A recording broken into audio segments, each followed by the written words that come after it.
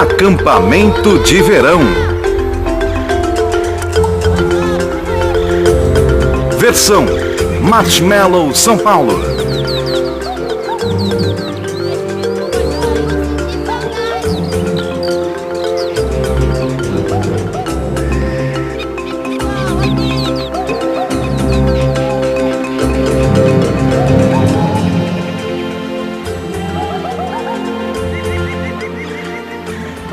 Há tribos na África que levam seus jovens para as margens da vila, deixam-nos sem nada e depois os levam para os arbustos para uma aprovação espiritual e física de 40 dias.